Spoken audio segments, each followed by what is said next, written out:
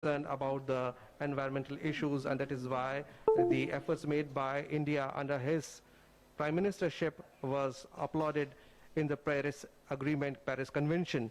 And there you see Prime Minister wiping off his hands. Now is the time that he would go and inaugurate this International Convention Center, which has been built with the help of Japanese government. And there you see Prime Minister truly following the protocol of COVID. He has always asked people to always wear a mask in public. And also seen in the picture is the Japanese ambassador. So the Prime Minister slowly walking towards, and there's a beautiful picture here, Prime Minister accompanied by the Japanese ambassador, His Excellency Suzuki, the Indian tricolor and the Japanese flag. What a moment, Ramendra. जिस तरीके की जो परिस्थितियां दिख रही हैं, Japan हमारा पुराना सहयोगी रहा है, लेकिन रिश्तों को जिस तरीके से प्रधानमंत्री नरेंद्र मोदी जी ने जोड़ा है, जापान के रिश्ते हमारे लिए सामरिक रूप से भी, सांस्कृतिक रूप से भी और तकनीकी रूप से भी बहुत महत्वपूर्ण है।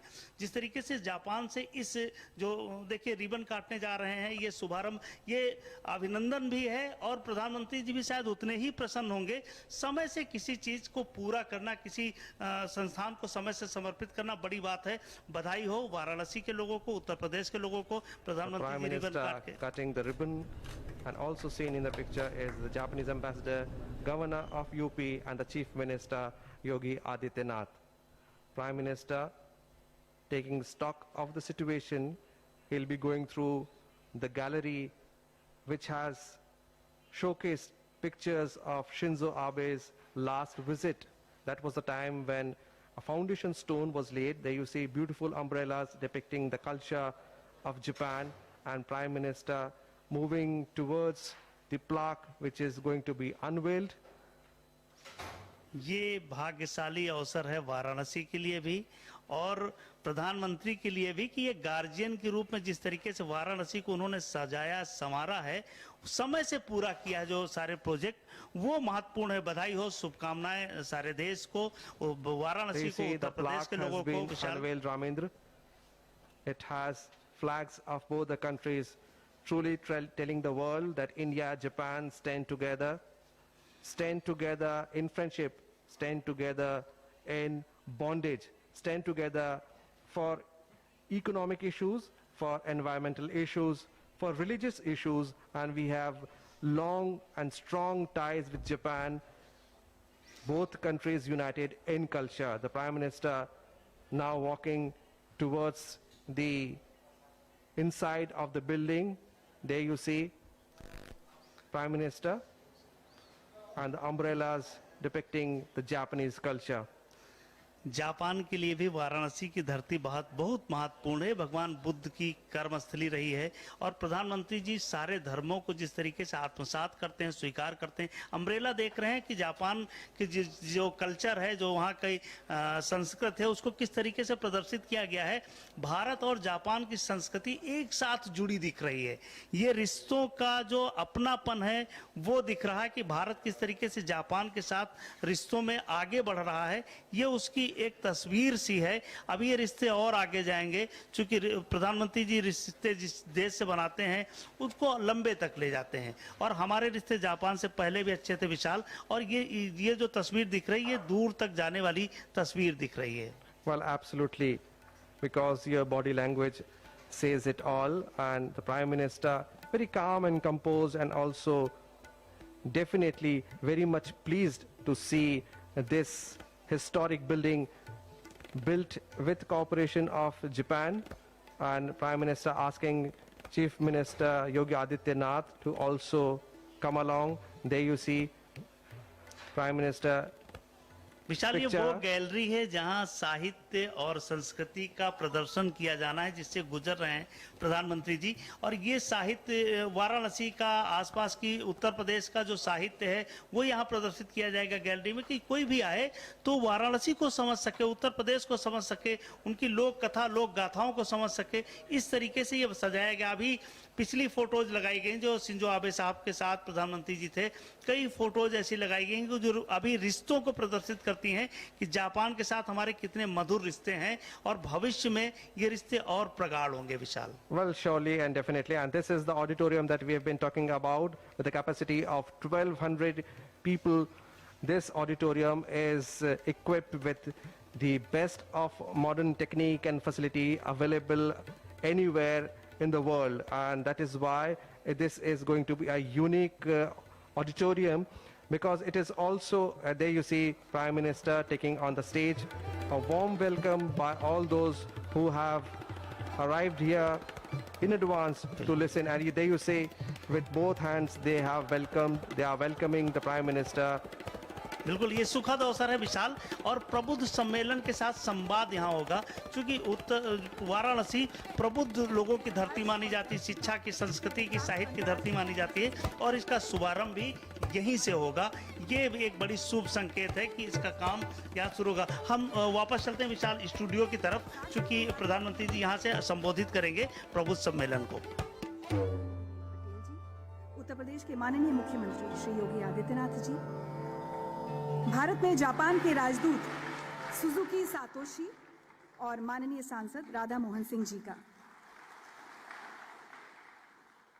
हमारे लिए ये भी बहुत हर्ष की बात है कि आज के इस खास मौके पर जापानीज एम्बेसी और जापान इंटरनेशनल कोऑपरेशन एजेंसी के प्रतिनिधि भी हमारे बीच हैं, और हम उन सब का भी स्वागत करते हैं। अब मैं उत्तर प्रदेश के माननीय मुख्यमंत्री श्री योगी आदित्यनाथ जी से अनुरोध करूंगी कि वो माननीय प्रधानमंत्री जी को अंगवस्त्रम और स्मृति चिन्ह भेंट कर उनका स्वागत करें।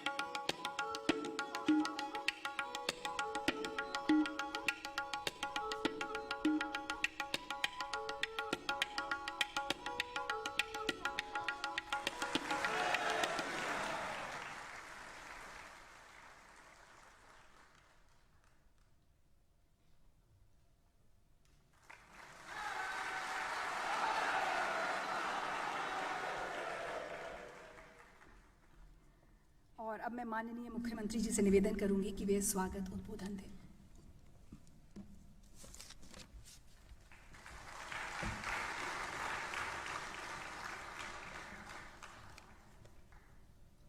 आदरणीय प्रधानमंत्री जी,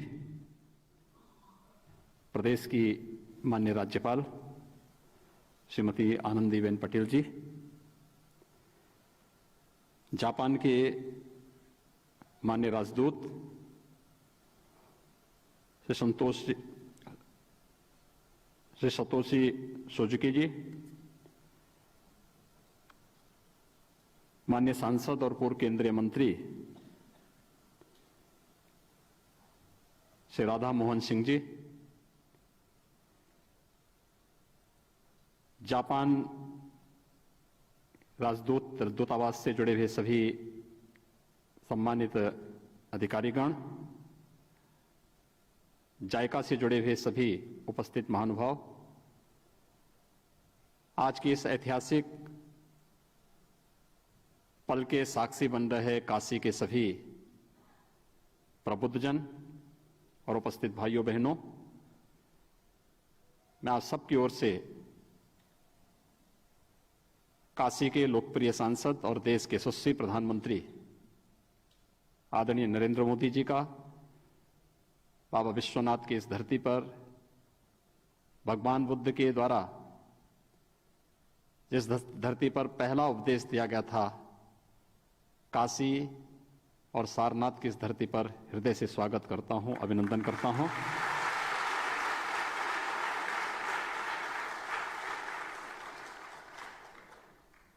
आज का दिन हम उत्तर प्रदेश वासियों के लिए और खास तौर पर काशी वासियों के लिए अत्यंत महत्वपूर्ण दिन है। हम सब जानते हैं कि 14 जुलाई 2018 में आदरणीय प्रधानमंत्री जी के कर कमलों से जापान के सहयोग से इस अंतर्राष्ट्रीय कन्वेंशन सेंटर रुद्राक्ष के शिलान्यास और भूमि पूजन का कार्यक्रम संपन्न हुआ था। काशी धर्म, अध्यात्म, साहित्य, कला और संगीत की पौराणिक और ऐतिहासिक पृष्ठभूमि से जुड़ा हुआ देश का एक बहुत महत्वपूर्ण केंद्र रहा है। यहां के विद्वानों, कलाकारों, साहित्यकारों के लिए कोई एक ऐसा मंच जहां से एक साथ इतने बड़े पैमाने पर वे अपनी कला को देश और दुनिया के सामने प्रस्तुत कर सकें। दशकों से इसकी मांग थी। आज अंतर्राष्ट्रीय मानक के इस केंद्र का उद्घाटन आदरणीय प्रधानमंत्री जी के ही कर कमलों से काशी में संपन्न होने जा रहा है। यह हम सबके लिए अत्यंत ही आह्लादकारी अवसर है। मैं इस अवसर पर आदरणीय प्रधानमंत्री जी का हृदय से आभार व्यक्त करते हुए अभिनंदन करता हूं।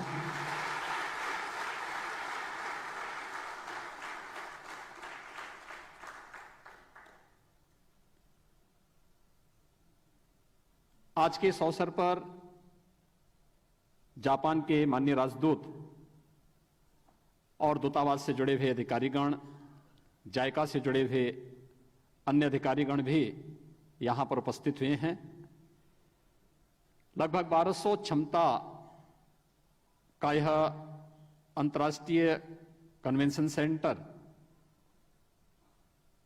3 वर्ष के दौरान बनकर के तैयार हुआ है। अपनी अनेक उपलब्धियों के लिए यह जाना जाएगा। एक अद्भुत केंद्र है और अनेक प्रकार के कार्यक्रमों को यहां पर काशीवासियों को इसका साक्षी बनने का अवसर प्राप्त होगा। मैं आज के इस अवसर पर जापान सरकार के द्वारा भारत और जापान के मैत्री के इस नए युग को, जो तत्कालीन प्रधानमंत्री जी के साथ आदरणीय प्रधानमंत्री जी ने इस काशी में प्रारंभ किया था, भारत की उस प्राचीन परंपरा की ओर हमें लेके जाता है, जब बौद्ध धर्म का पहला कदम जापान की धरती पर पड़ा होगा। भारत और जापान के प्राचीन और अर्वाचीन मैत्री का एक केंद्र बिंदु यह रुद्राक्ष बनेगा। बाबा विश्वनाथ के प्रतीक रुद्राक्ष की प्रतिकृति भी उसी रूप में है। अपनी अद्भुत आर्किटेक्ट के लिए केंद्र जाना जाएगा, अपनी वास्तु के लिए जाना जाएगा और अनेक प्रकार की कला और साहित्य की गतिविधियों का केंद्र बिंदु बनेगा। इस विश्वास के साथ जापान सरकार का भी आभार व्यक्त करते हुए मैं आदरणीय प्रधानमंत्री जी का, जापान के माननीय राजदूत और उनके साथ आए हुए सभी दूतावास के अधिकारियों का हृदय से अभिनंदन करता हूं। धन्यवाद। जय Hind.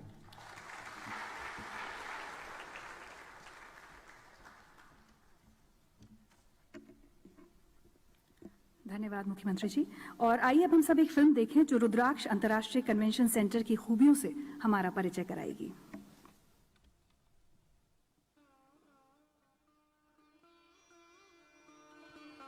With strong civilizational links between the people of the two nations, India and Japan share the common heritage of Buddhism and commitment to democracy.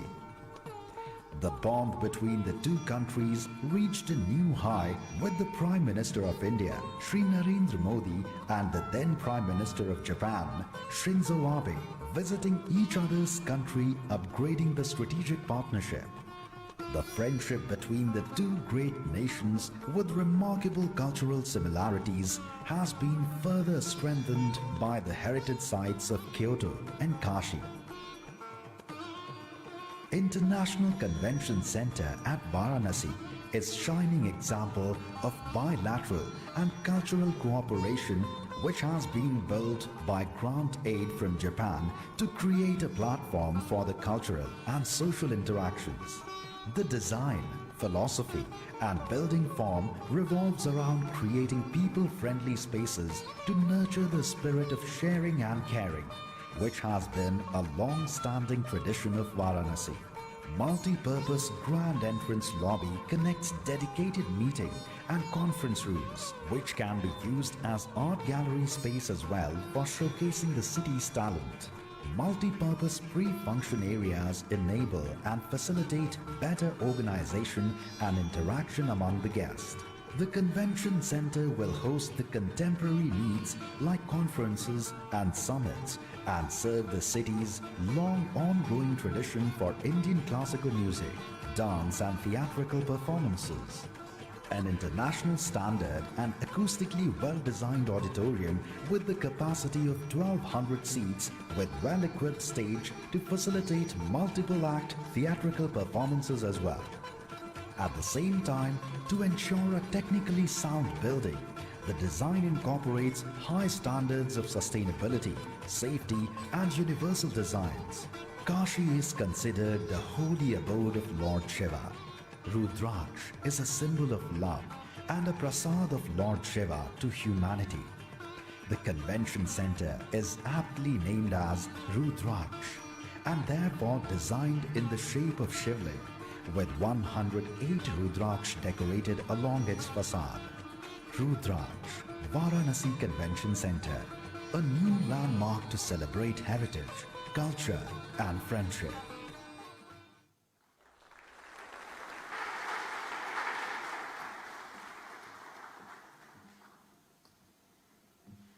रुद्राक्ष अंतर्राष्ट्रीय कन्वेंशन सेंटर भारत जापान की वर्षों से चली आ रही मैत्री का प्रतीक है और जापान के सहयोग से ही इसका निर्माण कार्य पूरा हुआ है। तो इसके लोकार्पण के मौके पर जापान के माननीय प्रधानमंत्री योशिहिडे सुगा ने हमारे लिए एक संदेश भेजा है।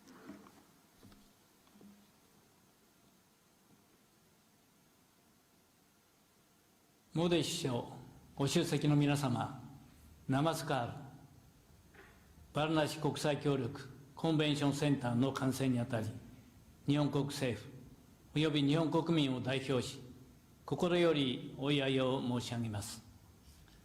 バルナシ市は、インドの長い歴史と豊かな文化の中心都市です。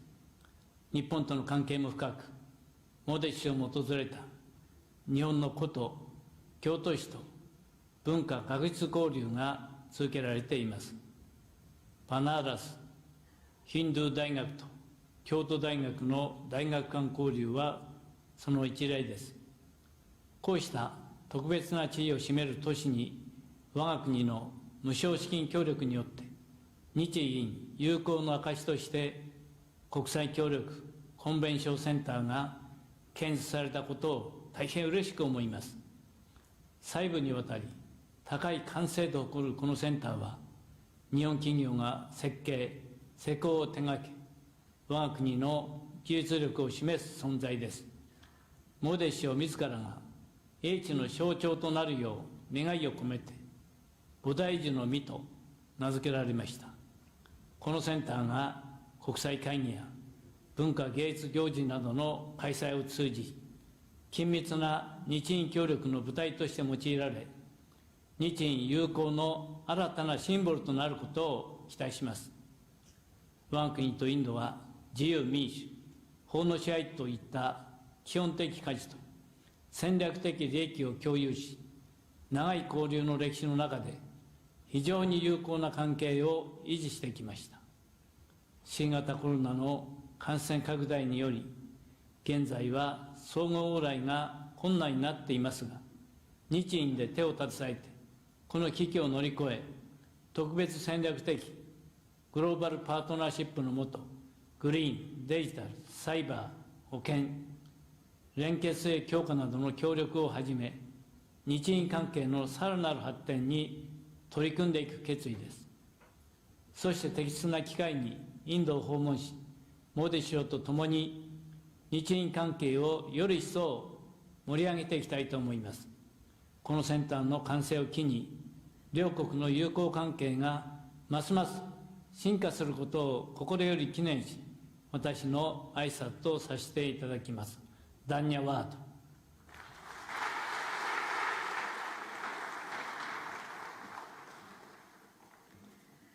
सुगा जी का धन्यवाद। और यकीनन शिव की नगरी काशी में रुद्राक्ष कन्वेंशन सेंटर भारत और जापान की दोस्ती को और मजबूती प्रदान करेगा। और अब मैं माननीय प्रधानमंत्री जी से आग्रह करूंगी कि वो आज के शुभ अवसर पर अपने विचार हमारे साथ साझा करें और अपना आशीर्वाद प्रदान करें।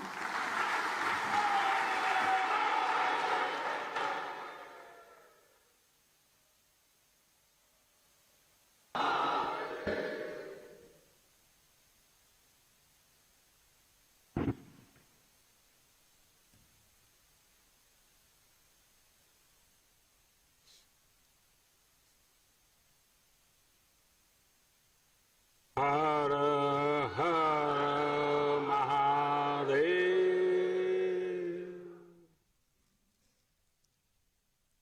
कार्यक्रम में मेरे साथ उपस्थित उत्तर प्रदेश की राज्यपाल श्रीमती आनंदीबेन पटेल, ऊर्जावान और लोकप्रिय मुख्यमंत्री श्रीमान योगी आदित्यनाथ जी, भारत में जापान के एम्बेसडर श्रीमान सुजुकी सातोशी जी, संसद में मेरे सहयोगी राधा मोहन सिंह जी, काशी के सभी प्रबुद्धजन और सम्मानित साथियों, अभी अपने पिछले कार्यक्रम में मैंने काशीवासियों से कहा था कि इस बार काफी लंबे समय बाद आपके बीच आने का सौभाग्य मिला, लेकिन बनारस का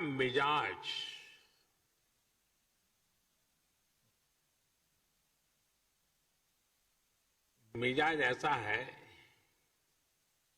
कि अरसा भले ही लंबा हो जाए,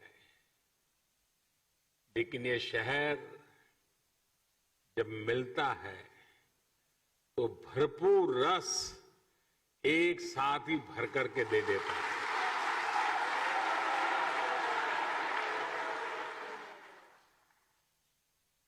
अब आप देखिए, भले दिन ज्यादा हो गए हों, लेकिन जब काशी ने बुलाया तो बनारस वासियों ने एक साथ इतने विकास कामों की झड़ी लगा दी। एक तरह से आज महादेव के आशीर्वाद से काशीवासियों ने विकास की गंगा बहा दी है। आज ही सैकड़ों करोड़ की अनेक योजनाओं का लोकार्पण और शिलान्यास हुआ, और अब ये रुद्राक्ष कन्वेंशन सेंटर, काशी का प्राचीन वैभव अपने आधुनिक स्वरूप, यानी एक प्रकार से आधुनिक स्वरूप में अस्तित्व में आ रहा है। काशी के बारे में तो कहते ही हैं कि बाबा की ये नगरी कभी थमती नहीं, कभी थकती नहीं, कभी रुकती नहीं। विकास की इस नई ऊंचाई ने काशी के इस स्वभाव को एक बार फिर सिद्ध कर दिया है। कोरोना काल में जब दुनिया ठहर सी गई, तब काशी संयमित तो हुई, अनुशासित भी हुई, लेकिन सृजन और विकास की धारा अविरल बहती रही।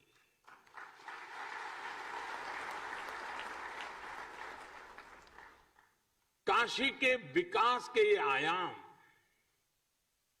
ये international cooperation and convention centre Rudraksh आज इसी रचनात्मकता का, इसी गतिशीलता का परिणाम है। मैं आप सभी को, काशी के हर एक जन को इस उपलब्धि के लिए हार्दिक बधाई देता हूं।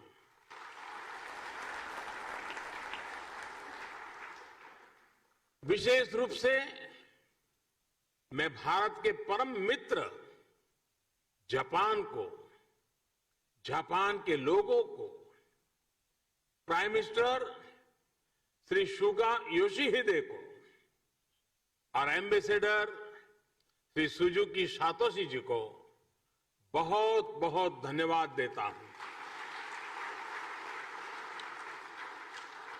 और अभी हमें प्रधानमंत्री जी का वीडियो संदेश भी देखा। उनके आत्मीय प्रयासों से काशी को ये उपहार मिला है। प्राइम मिनिस्टर श्री सुगा योशिहिदे उस समय चीफ कैबिनेट सेक्रेटरी थे। तब से लेकर पीएम की भूमिका तक लगातार वो इस प्रोजेक्ट में व्यक्तिगत रूप से इन्वॉल्व रहे। भारत के प्रति उनके इस अपनेपन के लिए हर एक देशवासी उनका आभारी है। साथियों, आज के इस आयोजन में एक और व्यक्ति है जिनका नाम लेना मैं भूल नहीं सकता। जापान के ही मेरे एक और मित्र शिंजो आबे जी। मुझे याद है शिंजो आबे जी जब प्रधानमंत्री के तौर पर काशी आए थे तो रुद्राक्ष के आइडिया पर उनसे मेरी लंबी चर्चा हुई थी। उन्होंने तुरंत ही अपने अधिकारियों से इस आइडिया पर काम करने को कहा। इसके बाद जापान का जो कल्चर है, उनका गुण है, चर परिचित, उनकी विशेषता है परफेक्शन और प्लानिंग। इसके साथ इस पर काम शुरू हुआ और आज ये भव्य इमारत काशी की शोभा बढ़ा रही है। इस इमारत में आधुनिकता की चमक भी है और सांस्कृतिक आभा भी है। इसमें भारत जापान रिश्तों का कनेक्ट भी है और भविष्य के लिए अनेकों संभावनाओं का स्कोप भी है। मेरी जापान यात्रा के समय हमने दोनों देशों के रिश्तों में पीपल टू पीपल रिलेशंस में इसी अपनेपन की बात कही थी। हमने जापान से ऐसे ही सांस्कृतिक संबंध की रूपरेखा खींची थी। मुझे खुशी है कि आज दोनों देशों के प्रयासों से विकास के साथ साथ रिश्तों में मिठास का नया अध्याय लिखा जा रहा है। काशी के रुद्राक्ष की तरह ही अभी कुछ हफ्ते पहले ही गुजरात में भी जापानी जैन गार्डन और काइजन एकेडमी का भी लोकार्पण हुआ था। जैसे ये रुद्राक्ष जापान की ओर से भारत को दी गई प्रेम की माला की तरह है, वैसे ही जैन गार्डन भी दोनों देशों के आपसी प्रेम की सुगंध फैला रहा है। इसी तरह चाहे स्ट्रेटेजिक एरिया हो या इकोनॉमिक एरिया, जापान आज भारत के सबसे विश्वसनीय दोस्तों में से एक है।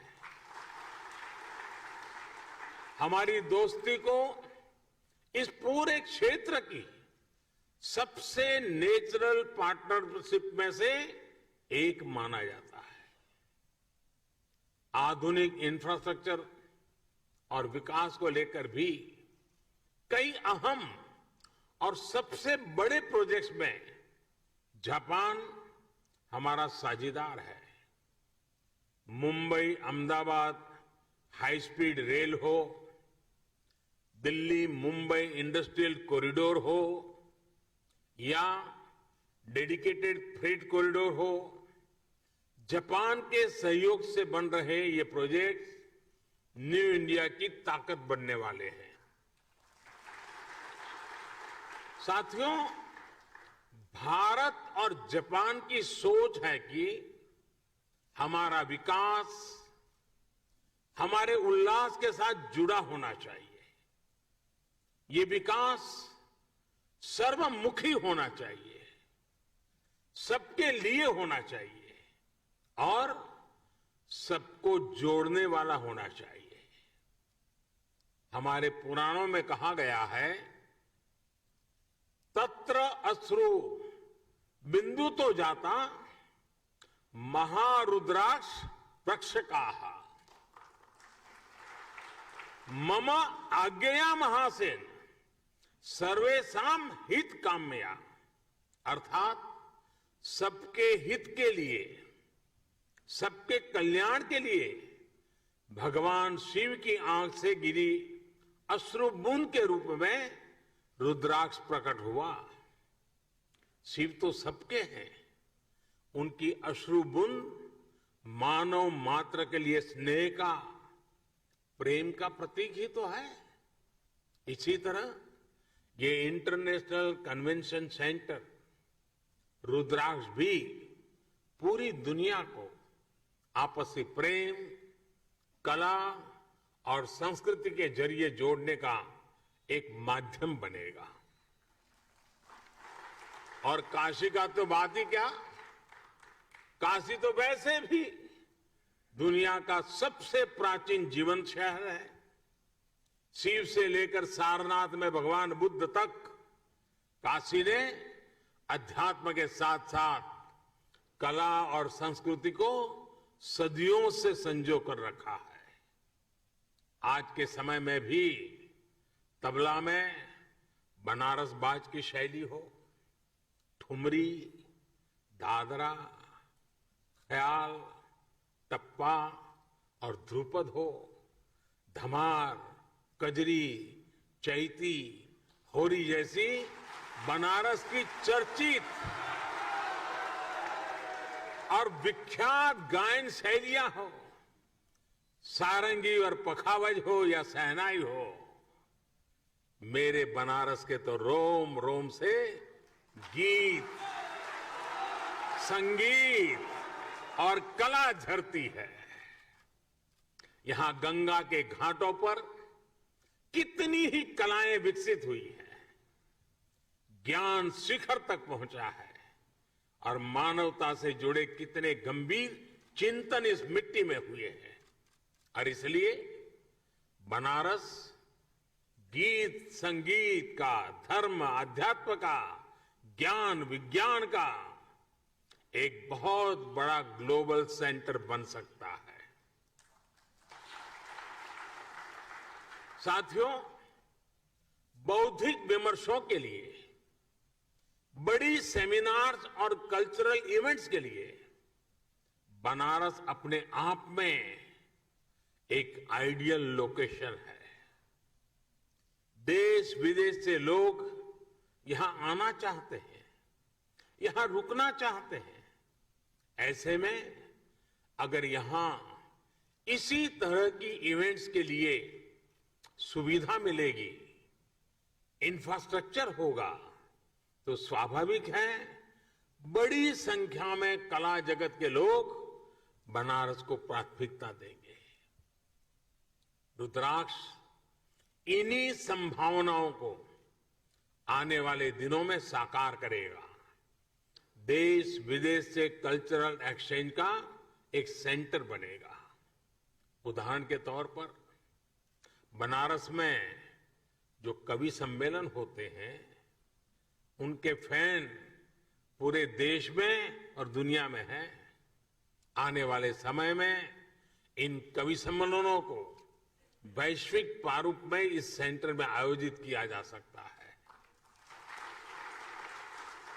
यहां 1200 लोगों के बैठने की व्यवस्था के साथ सभागार और सम्मेलन केंद्र भी हैं, पार्किंग सुविधा भी है और दिव्यांग जन के लिए भी विशेष इंतजाम है। इसी तरह पिछले 6-7 सालों में बनारस के हैंडीक्राफ्ट और शिल्प को भी प्रमोट करने, मजबूत करने की दिशा में काफी काम हुआ है। इससे बनारसी सिल्क और बनारसी शिल्प को फिर से नई पहचान मिल रही है। यहां व्यापारिक गतिविधियां भी बढ़ रही है। रुद्राक्ष इन गतिविधियों को भी बढ़ाने में मदद करेगा। इस इंफ्रास्ट्रक्चर का कई तरह से बिजनेस एक्टिविटीज में इस्तेमाल किया जा सकता है। साथियों, भगवान विश्वनाथ ने तो खुद ही कहा है, सर्व क्षेत्रेषु भूपुष्ठे काशी क्षेत्रम चमे वपुः, अर्थात काशी का तो पूरा क्षेत्र ही मेरा स्वरूप है। काशी तो साक्षात शिव ही है। अब जब पिछले 7 सालों में इतनी सारी विकास परियोजनाओं से काशी का श्रृंगार हो रहा है, तो ये श्रृंगार बिना रुद्राक्ष को कैसे पूरा हो सकता था। अब जब ये रुद्राक्ष काशी ने धारण कर लिया है, तो काशी का विकास और ज्यादा चमकेगा और ज्यादा काशी की शोभा बढ़ेगी। अब ये काशी वासियों की जिम्मेदारी है। मैं आप सबसे विशेष आग्रह भी करता हूं कि रुद्राक्ष की शक्ति का पूरा उपयोग आपको करना है। काशी के सांस्कृतिक सौंदर्य को, काशी की प्रतिभाओं को इस सेंटर से जोड़ना है। आप जब इस दिशा में काम करेंगे तो आप काशी के साथ पूरे देश को और दुनिया को भी जोड़ेंगे। जैसे जैसे ये सेंटर सक्रिय होगा, इसके जरिए भारत जापान के रिश्तों में, उस रिश्तों को भी दुनिया में एक नई पहचान मिलेगी। मुझे पूरा विश्वास है, महादेव के आशीर्वाद से आने वाले दिनों में ये सेंटर काशी की एक नई पहचान बनेगा, काशी के विकास को नई गति देगा। इन्हीं शुभकामनाओं के साथ मैं अपनी बात को समाप्त करता हूं। मैं फिर एक बार जापान सरकार का, जापान के प्रधानमंत्री जी का विशेष रूप से आभार व्यक्त करता हूं और बाबा को यही प्रार्थना करता हूं, आप सबको स्वस्थ रखें, खुश रखें, सजग रखें और कोरोना के सारे प्रोटोकॉल का पालन करने की आदत बनाए रखें। आप सबका बहुत बहुत धन्यवाद। हर हर महादेव। धन्यवाद।